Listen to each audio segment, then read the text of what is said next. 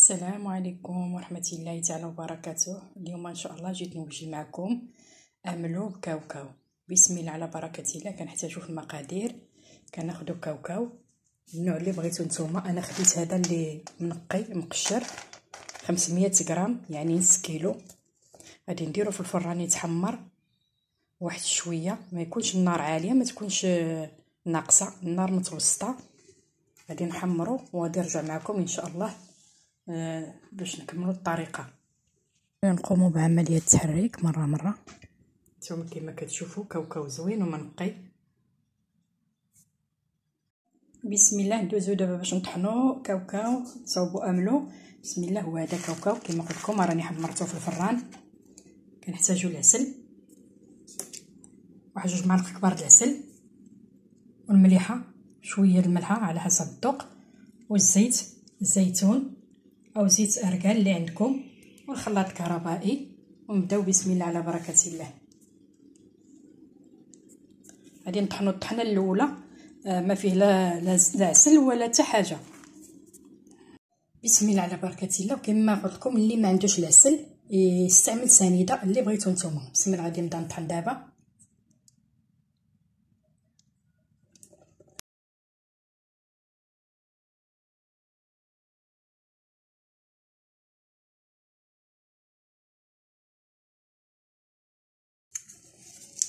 هذه غير الطحنه الاولى، وعاد نطحنوا المره الثانيه باش غادي نضيف له الزيت والعسل.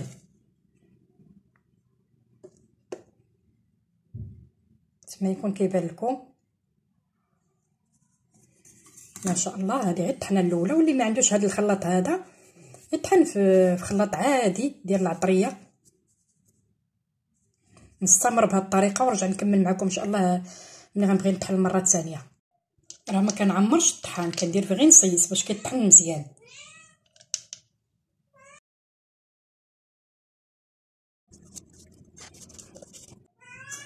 هانتوما بسم الله. شوفوا كي كيجي. هذه غير الطحنه الاولى، كيطلق الزيت اللي كنحمروه شي شويه وكيكون باقي سخون، كيطلق الزيت. دابا غادي ندوز باش نطحن الطحنه الثانيه ان شاء الله. وغادي نضيف القليل من الملح باش غادي نبدا نطحن. نتوما الملح على حسب الذوق، غير شويه باش ما يجيش مالح. واللي ما بغاش يدير السكر ما يديرش، يخلي غير طيبه الملحه حتى هو كيجي زوين. يلا بسم الله. غندوز دابا باش نطحن معكم.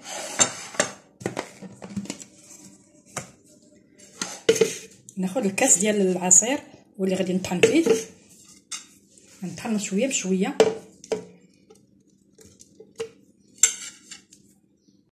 نبقى نضيف كميه بكميه، ما غاديش نضيف كله كاوكاو. غادي نضيف العسل كما قلت لكم على حسب الذوق، واللي بغى يدير سكر سنيده يدير السكر سنيده ماشي مشكل. هذه معلقه عامره كبيره. نضيف واحده اخرى. هذا العسل راه زوين.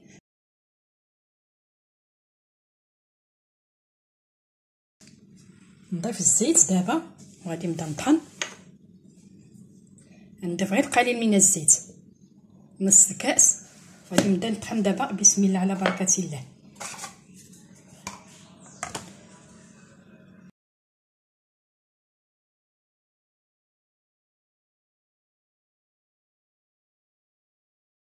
غنضيف كميه بكميه. نضيف الزيت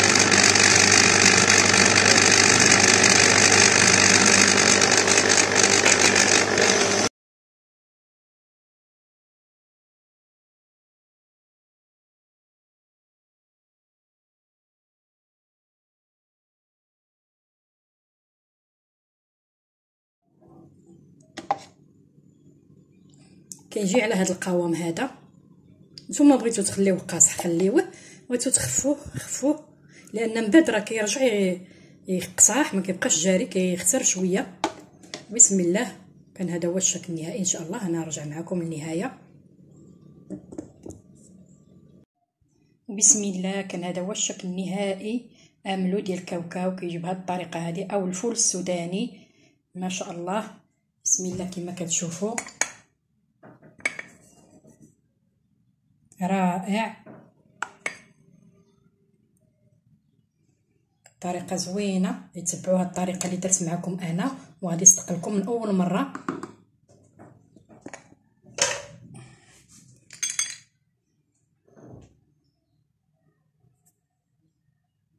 وبطبيعه الحال غادي ناخذ واحد القنينه ديال الزجاج يكون الفم ديالها واسع كبير كما نقولوا، باش منين نكبوا الخليط ونبغيو ناكلو ضروري من عمليه التحريك بالمعلقه كما كتشوفوا. بسم الله.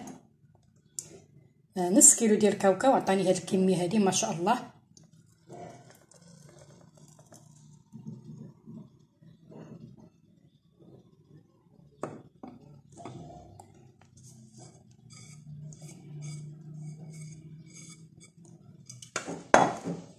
هانتوما بقات حتى منزلافه صغيره.